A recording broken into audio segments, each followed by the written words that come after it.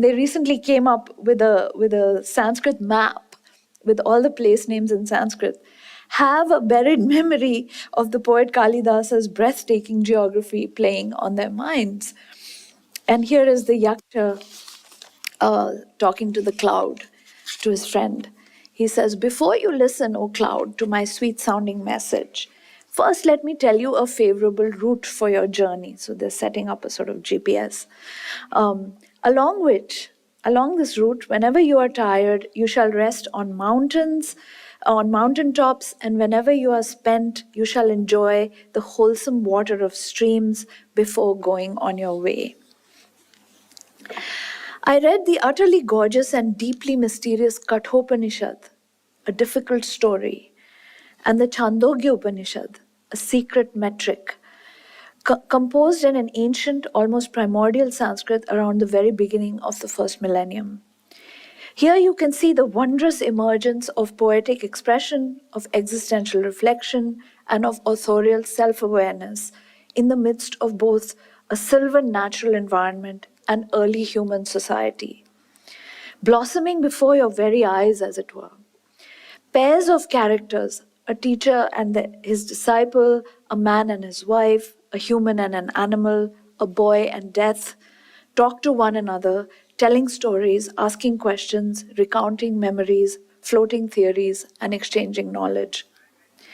The Upanishads are moving and somewhat elusive texts from which we get the sense of a genuinely pre-modern stage of human consciousness, when the boundaries between the self and the other, culture and nature, cognition and articulation are not rigidly set yet, and the world is wide open for the human eye seeing it and the human mind trying to make sense of it.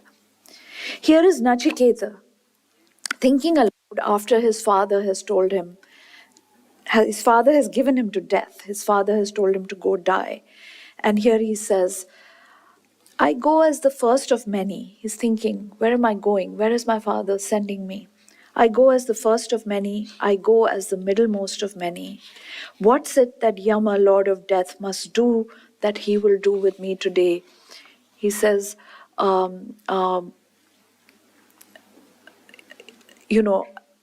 both Prathamo and Madhyamaha, right, of many, of Bahuna, right? I have to go. And then he says, look ahead. He says to himself, Anupashya yatha purve pratipashya tatha pare. Meaning, look ahead, see how they have gone, those who have gone before us. Look back, so they will go, those who will come after us. We're all going to death. We're all going to die. A mortal man ripens like grain, and like grain is born again. I read Ashwaghosha's 2nd century Buddha Charita, the life of the Buddha, a window into possibly the most historically grounded character to emerge from what one historian calls the myth smoke of ancient India. The story of the Buddha's enlightenment and his teachings in the form of Buddhism are some of the most widely circulated narratives and doctrines to come out of India and travel abroad in the ancient world. The journey of the spoilt and naive Prince Siddhartha towards a difficult knowledge of human suffering, bodily decay, and ineluctable mortality makes him Buddha, literally knowledgeable, awakened, or enlightened. Here is Siddhartha, the young prince, as he sets out to seek his enlightenment and dismisses Chandaka, his groomsman, sending him back to his father, King Shuddhodana, along with this horse, Kantaka. For when a man passes away, he's telling the groomsman, just as he's sending him off, when a man passes away, there are heirs to his wealth, but heirs to dharma on this earth are absent or hard to find. Should you argue that I have departed to the forest at an improper time? I would say, for pursuing dharma, there is no time that's proper when life is so insecure. Therefore, I have resolved I must this very day seek final bliss. For what trust can one place in life when death, its foe, is standing by? I read texts that I, like many Indians, had the greatest familiarity with, quite apart from any interest in or knowledge of Sanskrit. The two epics, the Ramayana and the Mahabharata. Both are massive and seldom read in their entirety. Rather, one can go to chapters or books that contain one's favorite characters, stories, scenes, or lines.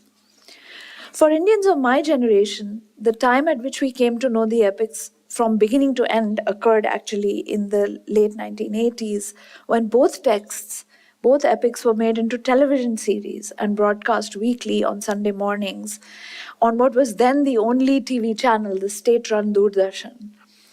Before that, one heard bits and pieces of the epics as bedtime stories from parents and grandparents, or one could go to folk performances of the Ramayana, which, of course, in North India we call the Ram Leela, during the autumn season, which is ongoing of Navratri, Dashera, Durga Puja, Diwali, etc., every year. From this early exposure to texts, which were mainly literary, my own love affair with Sanskrit got off to a good start. Sanskrit must be read with teachers and fellow students. Matters for me jumped to a higher level altogether once my teachers began to introduce me to formal philosophical treatises in a genre called Shastra, literally discipline or disciplined knowledge. The term Shastra, treatise, science, authoritative book, comes from the same root that yields Shasana and Anushasana, that is to say, rule, which includes both disciplinary rule and political rule. It is also close to the root of Shastra, or weapon, which is altogether a telling semantic field, spanning everything from teaching and instructing to killing and injuring. Right? Shastra, Shastra. The shared sense of authority, of rigor, and of punishment is present in all these terms. In other words, the creators and purveyors of systematic thought in Sanskrit had worked out 2 millennia or more ago the mutually implicating relationship between knowledge and power. It was not surprising then that slowly learning to master Sanskrit gave one a heady feeling of intellectual prowess. Unlike anything I had ever experienced, at least from the things that I had learned, for example, let's say South Asian history or English literature or Hindustani music or critical theory or anything. Like every student of Sanskrit, I too became addicted to its self definitions of perfection and mastery, Samskrita, which tend to insidiously spread from the language to its user, from the text to its reader, in short, from ideology to consciousness. I was becoming thus a Brahmin. Sanskrit has, from its earliest attested history, been associated with a social class that we call Brahmin. The equation may be formulated as a commutative one. Sanskrit is a language to which Brahmins have access, and having access to Sanskrit is the greater part of what it means to be a Brahmin. Being Brahmin is a sociological fact. It means being born into a caste, traditionally an elite and educated section of Indian society, a stratum, all male, of course, of ritual specialists, priests, teachers, and scholars. What I am referring to in claiming that my engagement with Sanskrit was turning me into a Brahmin is not actually to do with my birth, my caste, my name, my class, my occupation, or my profession, although confusingly in India I would be called a Brahmin by such yardsticks as well. But let's bracket that for now. We have to bracket my gender also, by the way. Rather, I am referring to a dynamic of mastery over language corresponding to a feeling of entitlement and arrogance that can have profound implications beyond the text, the classroom, or the library, manifesting itself in the world outside, as it were, within a larger matrix that has, for centuries, strongly correlated specialized knowledge with social power. What I am alluding to here is an epistemic state, that is to say a state of knowing that has ethical consequences. a way of thinking and knowing that affects both how you are in yourself and how you relate to others. In the narcissism of its own perfection, Sanskrit has the capacity to construct a very particular dominating self for those who take it on. Living with Sanskrit is like riding a tiger. Not for nothing, the red alert cue in the similar sounding words, the roots of shas and shas, right? To rule and to master, to discipline and to punish. As a good Indian follower of Michel Foucault, I was excited by this moment of self-knowledge, as excited as I was alarmed by what I had gotten myself into. Sanskrit Shastra texts continue to exert a strong cultural fascination throughout the modern period. Let me illustrate. In the intellectual history of modern India, 1909 was a turning point. That year, Mohandas Gandhi, a middle-aged Gujarati lawyer based in South Africa, wrote his slim but Galilean, I would say, freedom charter, Hind Swaraj or Indian Home Rule, which made the case for ending British colonialism in India. Vinayak Savarkar, the father of Hindu nationalism or Hindutva, published an English translation of his Marathi history of the Sepoy Mutiny, the Indian War of Independence of 1857, which he anonymously signed by an Indian nationalist. And in that same year, down south, Dr. R. Shamashastri, the chief librarian of the Mysore Government Oriental Library, published the editio princeps of the principal edition of Kautilya's Arthashastra, a Sanskrit work on politics and statecraft, then thought to date at the time of Shamashastri's edition in 1909 from the reign of the Emperor Chandragupta, which is something like 321 to 297 before the Christian era. Chandragupta, of course, you know, was the founder of the Mauryan kingdom, which was the earliest imperial polity covering a huge part of the subcontinent. The influence of Gandhi and Savarkar on the making of modern India is undisputed. But how did the Arthashastra, which was an erudite treatise from Indic antiquity, become one of the key books from ancient India to have an important career in modern times? For the Arthashastra is not just a relic of a remote past. It actually continues to animate discussions about political life in contemporary India.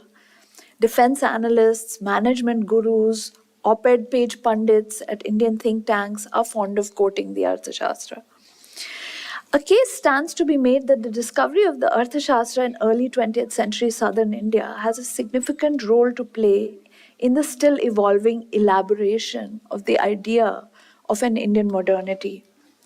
In India today, the Arthashastra is considered analogous to Aristotle's Politics and Machiavelli's Prince. Its topics include kingship, governance, and law in early India. Its perspectives on these subjects have proved to be as important to the project of Indian modernity as the theories of violence and nonviolence, state, community, and self-rule authored by such political thinkers and founding figures of the post-colonial Indian nation as Gandhi, Ambedkar, Tagore, and their peers. British India's foremost anti-colonial leader and Free India's first Prime Minister, Jawaharlal Nehru, brings up the Arthashastra half a dozen times in his classic popular history, The Discovery of India, 1946, which was written in jail on the eve of independence. 60 years later, Amartya Sen, our Nobel laureate in economics, finds this work still important for us in his book, The Argumentative Indian, which was published in 2005.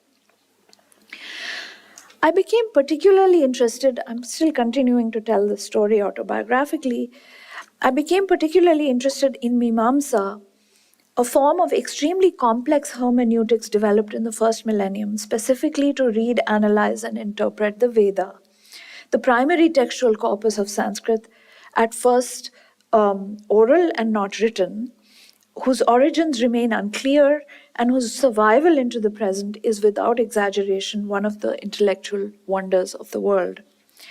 The Veda is also arguably the foundation of most, if not all, schools of Hindu doctrine. Buddhists and Jains reject the foundational authority of the Veda, something that has generated centuries of rich argumentation between the Vedic traditions and their philosophical adversaries. Mimamsa is Shastra at its most abstruse. It focuses on the Vedic text qua text and ignores or subordinates the historical context in which the Veda might have been embedded. In a sense, it is the zenith of caste consciousness, a discourse of, for, and by Brahmins, in which tricky questions of religious authority and social hierarchy can be bracketed entirely because no other group besides Brahmins needs to enter the closed conversation about Vedic ritual and its meaning.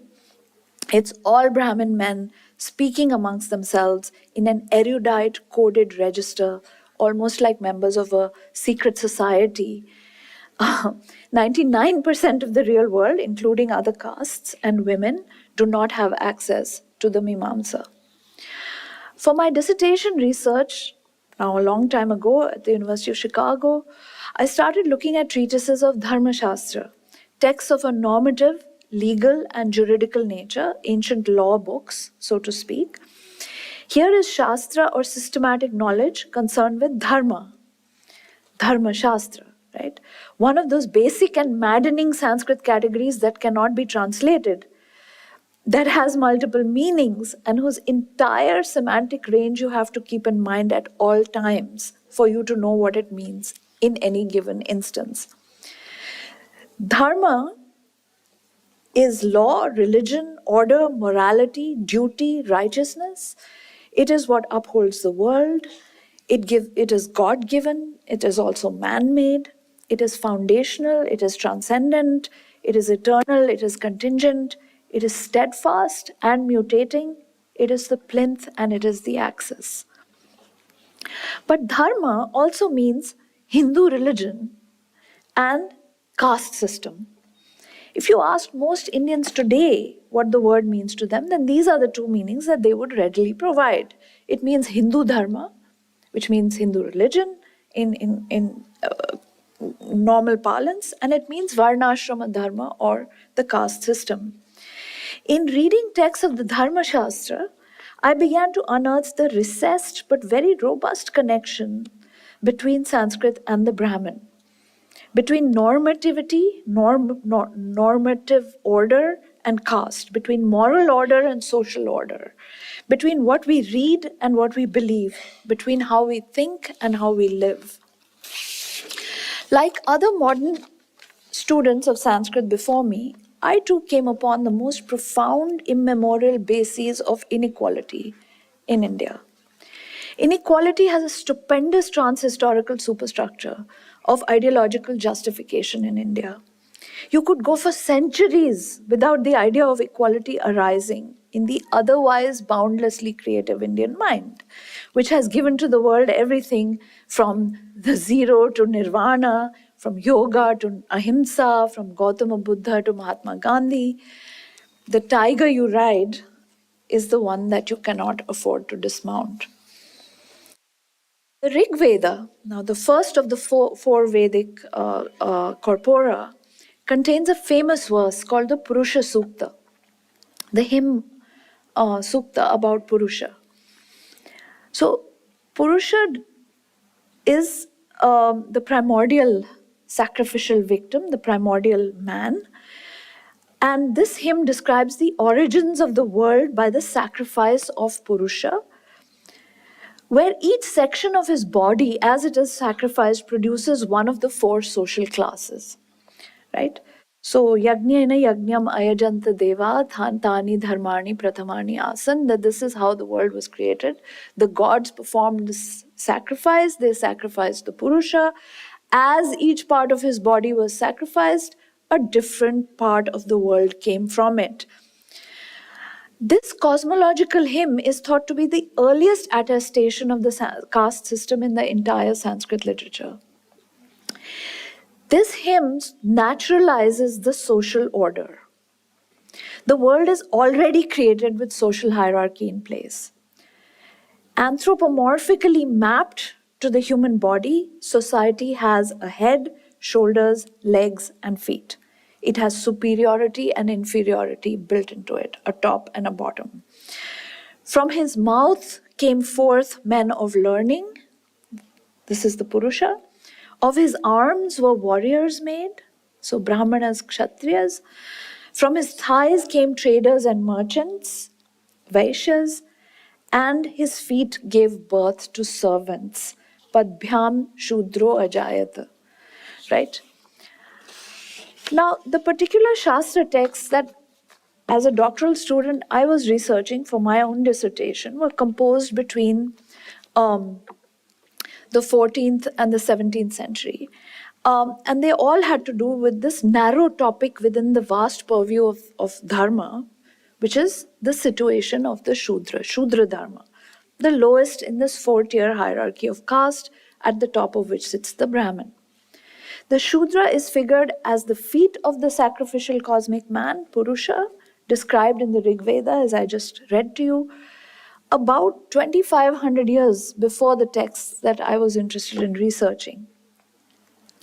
Now, the difference between Shastra, which is an authoritative text, and Shastra, which is a weapon that you can use to maim or to murder, is just one lengthening of the vowel right? Shastra, Shastra, Shastra, Shastra, right? Shastra, Shastra. Just the goes from short to long. And this proved too frail a distinction to actually keep them apart. That's what I felt.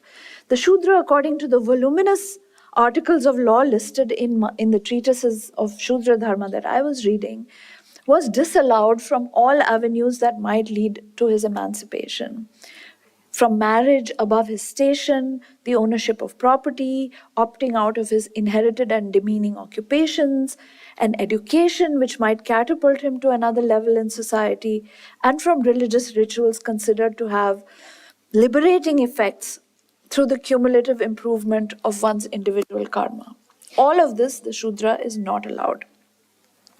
But the foundational denial of access, on which all of these other exclusions rest, is to the utterance of Sanskrit.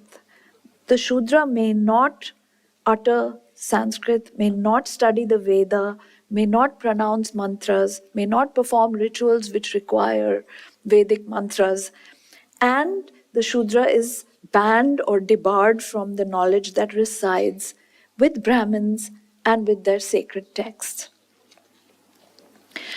Now, the most eloquent modern critic of social inequality, entailed by a Brahmin worldview and its monopoly of the Sanskrit language and its disciplines, was, of course, Dr. Bhimrao Ambedkar, whom you all know. What many people don't know, of course, Ambedkar helped to write the Constitution, and Ambedkar was a modern leader of the untouchables, now known as Dalits. But in 1946, on the eve of India's independence from British rule, he wrote a book titled Who Were the Shudras? How They Came to Be the Fourth Varna in Indo-Aryan Society. In this very complex work, which I'm not able to summarize, he looks at a range of linguistic, ethnographic, anthropological, religious, and historical materials to try and figure out the deep sources of social inequality that exist in India in its peculiar and timelessly resilient form of the caste system. He refers to a range of characters in the Sanskrit literature. This is Ambedkar, mainly from the Upanishads and from the epics. Fictional figures, mythic figures, who are familiar to Indians through their stories that are widely disseminated and thoroughly absorbed into many of our literary cultures, whether classical or vernacular, traditional or modern. These characters are usually marginal or ambiguous in terms of their caste status. We can't quite tell whether these characters are Shudra or not. And the narratives in which they appear are in fact designed precisely to question, challenge, problematize, or break the rules of caste hierarchy and caste inequality. So Satyakama, who appears in the Chandogya Upanishad, he's an aspiring student, but he's the son of a single mother who doesn't know who his father is. And he is nonetheless admitted into a Brahmin seminary. into a Gurukula because the Guru who heads it, Gautama, appreciates the young man's honesty. When he asks him, "What's your Gotra? Who's your father?" He says, "I don't know. I am the son of Jabala. So I am Satyakama Jabali."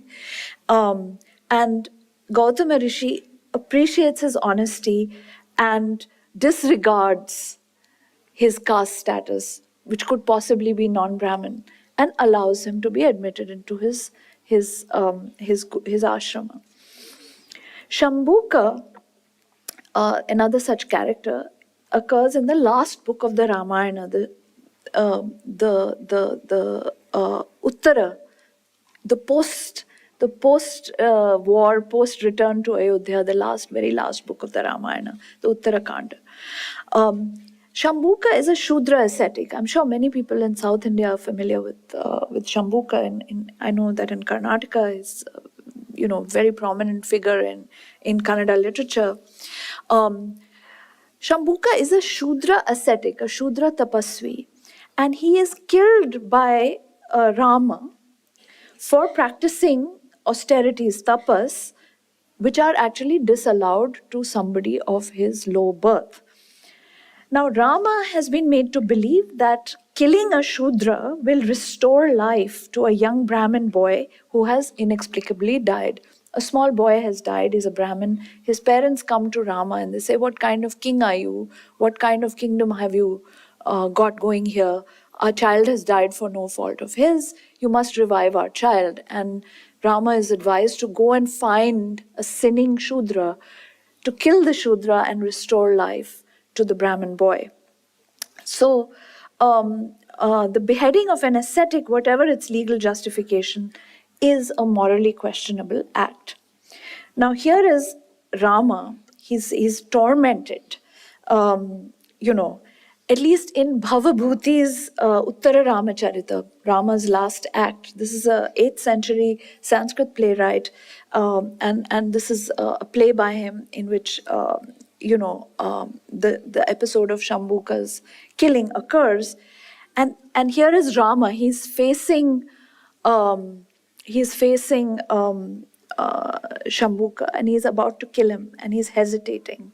He's hesitating, just like Arjuna hesitates before entering the battle in Kurukshetra. Rama is hesitating. And so Rama addresses his own right hand, where he's holding the sword and he's hesitating. And he says, "Hey hasta dakshina, oh my right hand." Rama, talking to his own hand, says, "Bring down the sword upon the Shudra monk. Bring the dead son of the Brahmin back to life." Right? It's a terrible thing, but he has to do it. "You are a limb of Rama's," he says to his own hand. Which Rama? Rama who had it in him to drive his Sita into exile, weary and heavy with child. Right? So he's guilty about an earlier immoral act which he has committed, which is banishing his own wife and not trusting her chastity when she was pregnant. And he says, "Why should you take pity on Shambhuka when you never took pity?" He's saying to himself, when you never took pity on Sita. So he says, "Why start with pity now? Karuna kutaste." Right? He hasta dakshina, karuna kutaste. Right? So here's another character, Shambhuka, whose story problematizes our understanding of caste relations. Ekalavya in the Mahabharata is a forest-dwelling tribal prince whose skill as an archer exceeds that of Arjuna the Pandava. Arjuna belongs to the warrior caste, he's a Kshatriya, and Ekalavya is a tribal. He's the son of the Nishada Raja, right? So Dronacharya, who is the teacher of Arjuna, cruelly demands Ekalavya's right thumb, right? Angushtam dakshinam, he says, give me your right thumb. If I am your guru, you've treated me as your guru, then give me your right thumb as my fee, right? Vetanam, he says, give it to me as my fee, but he's actually asking for it as a punishment for daring to teach himself archery and excelling at it to threaten Arjuna's position as a paragon, as the greatest archer alive. And the way that these verses are written in the Mahabharata suggests that really we should feel sympathy for Eklavya and not for Drona and certainly not for Arjuna in this instance. Now, a female character, an elderly woman ascetic Shabari, she's to be found in the Ramayana. And she's much more prominent in Tulsidas's Ramcharitmanas. She's not actually very prominent in Valmiki's Ramayana. She's an elderly female ascetic. She serves Rama and his brother Lakshmana. They're going looking for Sita. Sita has been abducted, and they're going looking, and they're just stopping on the way and meeting all kinds of characters. And Shabari is one of them, and she looks after them when they pass by her place, and she's rewarded for her devotion by being liberated from the cycle of rebirth.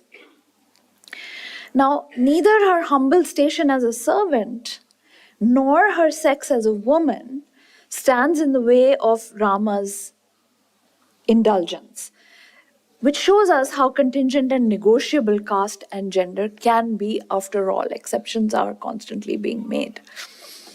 For Ambedkar, what figures like Satyakama, Shambhuka, Ekalavya and Shabari, names that are recognizable to all of us, even if we have a passing familiarity with the epics.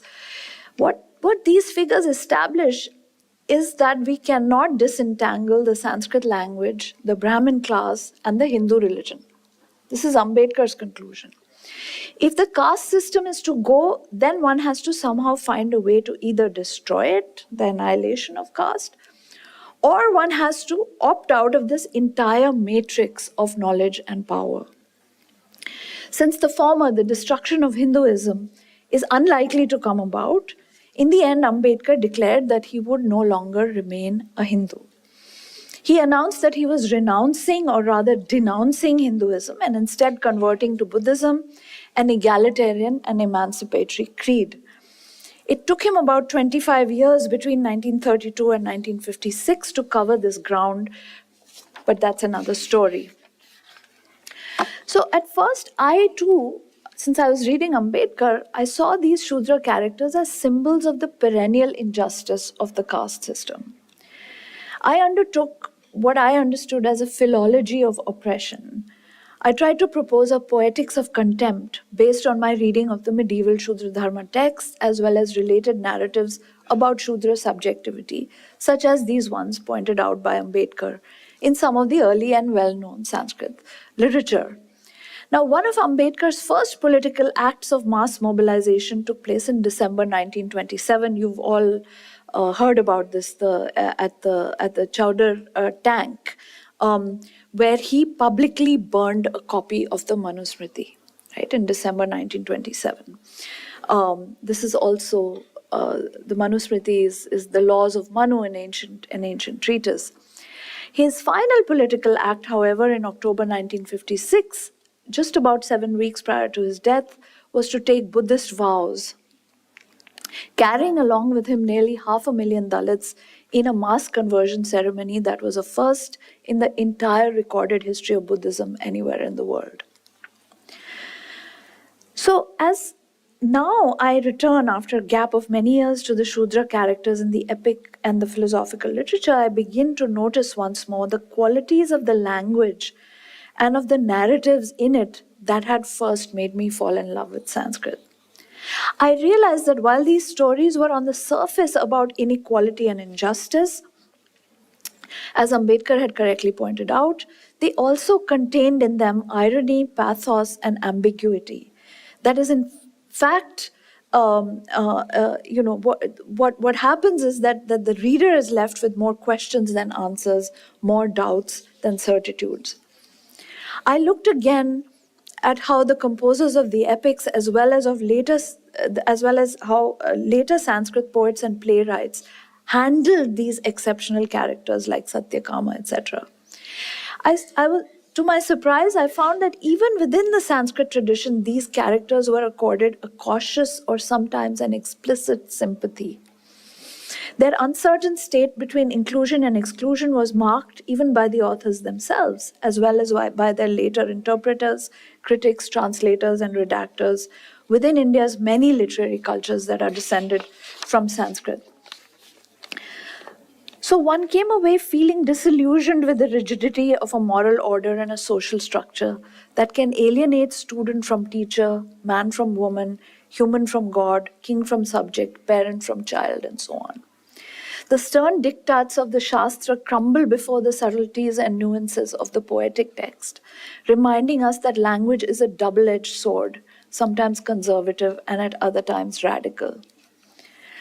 I began to wonder if the power of Sanskrit is intrinsically neutral, though it can have its face turned now towards beauty and now towards violence. If the fracture, contradiction, or duality running deep in the heart of Sanskrit were not difficult enough to deal with, the present moment in India's political life adds a layer of complication that gives further impetus to this task that my teacher, Sheldon Pollock, has called critical philology. And this new difficulty added to the primordial and as yet unresolved problem of inequality is that Sanskrit has become a weapon brandished by the Hindu right, by right-wing nationalists who are hell-bent on transforming the secular, multi-confessional and pluralistic Indian Republic into a Hindu Rashtra. So, drawing to a conclusion here, when I wrote my first book, Righteous Republic, The Political Foundations of Modern India, I was eager to unearth the poorly understood wellsprings of India's anti-colonial struggle in the vast thought universe of Sanskrit. I turned to Sanskrit sources to better understand how the founding fathers, including Gandhi, Tagore, Ambedkar, and Nehru, sought to construct a uniquely Indian political modernity. But at the time, what I neglected or ignored was that alongside these founding fathers were also all along the ideologues of the Hindu right. They were contemporaries of the figures that I was investigating. And they also turned to Sanskrit to bolster their arguments, which had a very different connotation as regards what they saw as the shape of an ideal society, polity, and citizen. They used Sanskrit to defend the caste system, to paint Muslims as demonic others, to portray women as inferior to men, and to justify the domination of some classes and groups over all others within Indian society. Now, what Hindu nationalists had in common with secular nationalists was the impulse to draw on ethical and epistemological resources from within India, principally from the world of Sanskrit, to push back against the politically dominant West. In this, the two camps were united. But what these antithetical uses of Sanskrit meant for their respective ideas of India was vastly different, indeed opposed, for the different species of nationalist era thinkers and leaders. And this difference or opposition is what I am currently focusing on in my new work. So when I began to study Sanskrit, I think I might conclude quite soon. I was enchanted by its beauty and captivated by its power. But as I slowly traveled further into the worlds of signification that it engendered, and which in turn enabled it, I discovered a resonance between the linguistic, literary, and social registers of Sanskrit that were fundamentally premised on principles of inequality and hierarchy. People often say that a language isn't inherently good or bad, that there isn't any reason to blame Sanskrit as such for the evils of caste or of patriarchy. But I'm not so sure whether Sanskrit can so easily be let off the hook.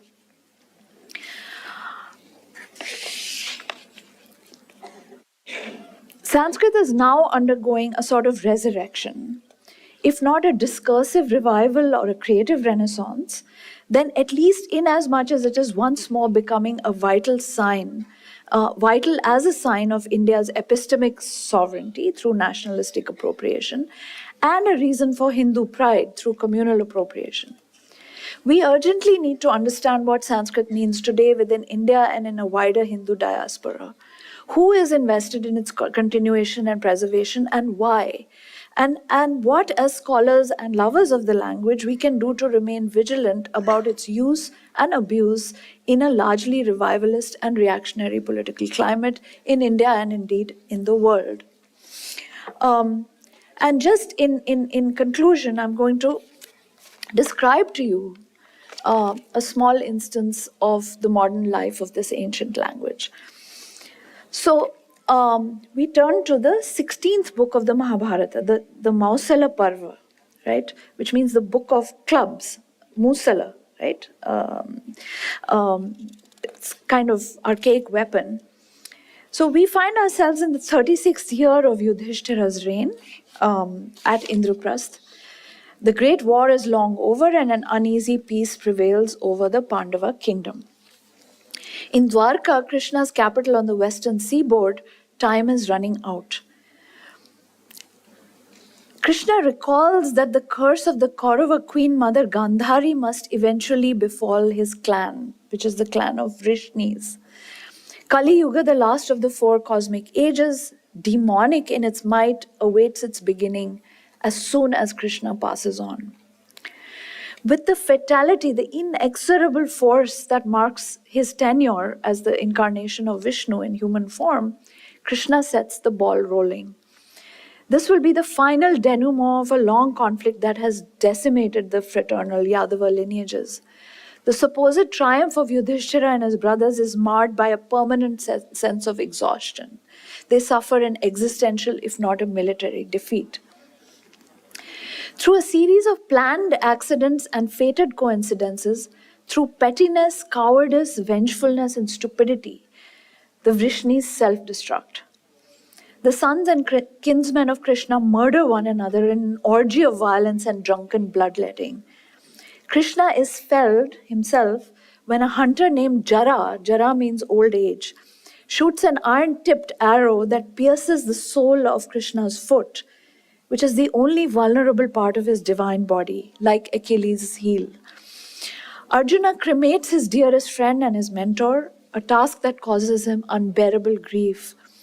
The waters rise up in a huge storm, engulfing the magnificent city of Dwarka and plunging its glittering palaces to the bottom of the sea. Yudhishthira sees the writing on the wall.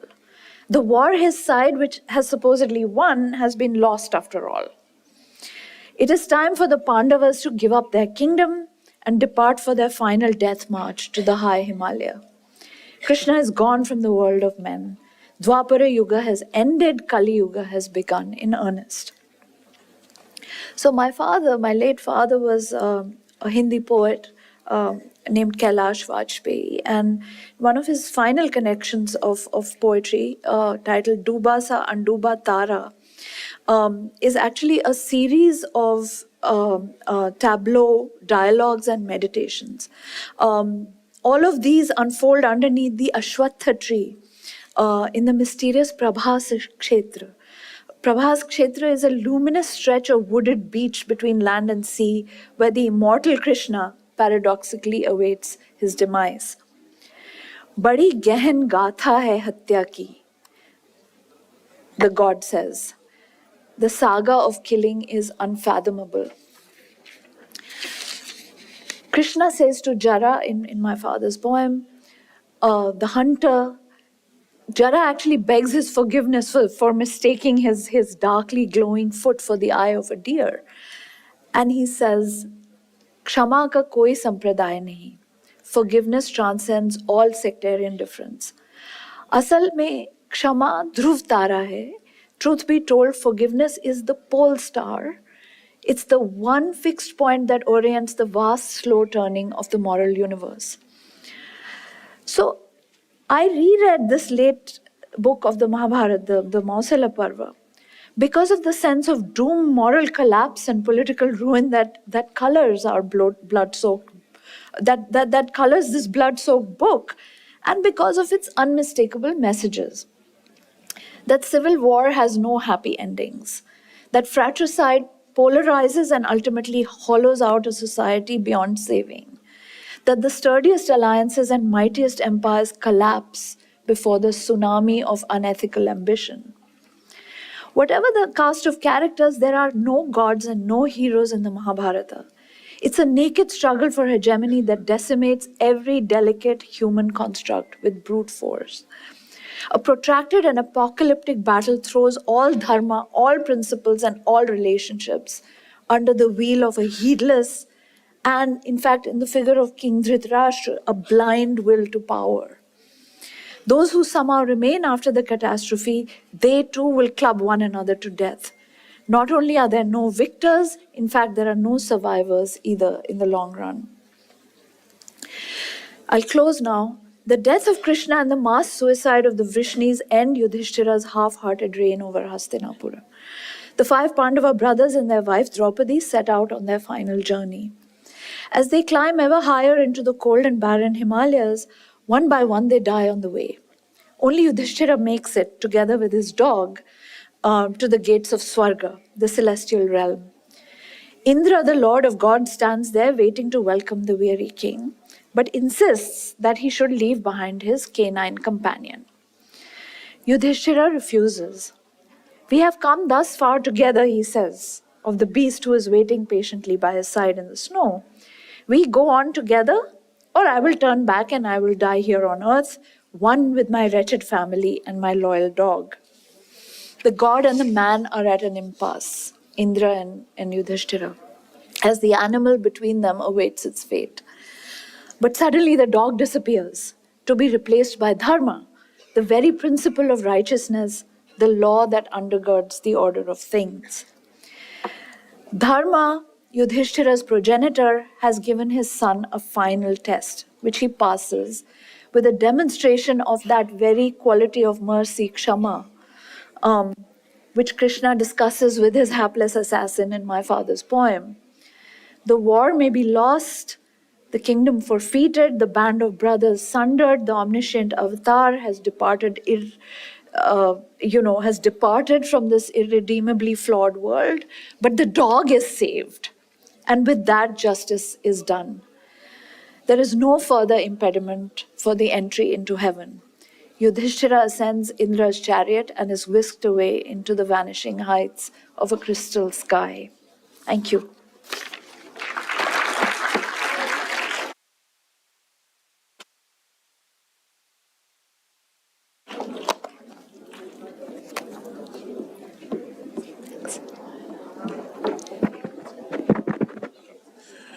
Thank you very much, Ananya, for exposing us to and also reminding us of the beauty, elegance, and power of Sanskrit with references to literature over the last few thousand years, like Bhagavad Gita, Mimamsa, Shuddha Dharma, Arthashastra, and others. This was a very pleasant change after our science lectures where we at most refer to the literature from the last decades or so. You also exposed us to deep connections of Sanskrit to social inequalities, relevance to the modern problems, including caste, and the ideas of Gandhi, Savarkar, Ambedkar. Thank you very much. This was very enriching experience. On behalf of Indian Academy of Sciences and the SRM University, we are grateful for you to have come and delivered this public lecture. On behalf of the Academy and SRM University, we would like to hand over a memento.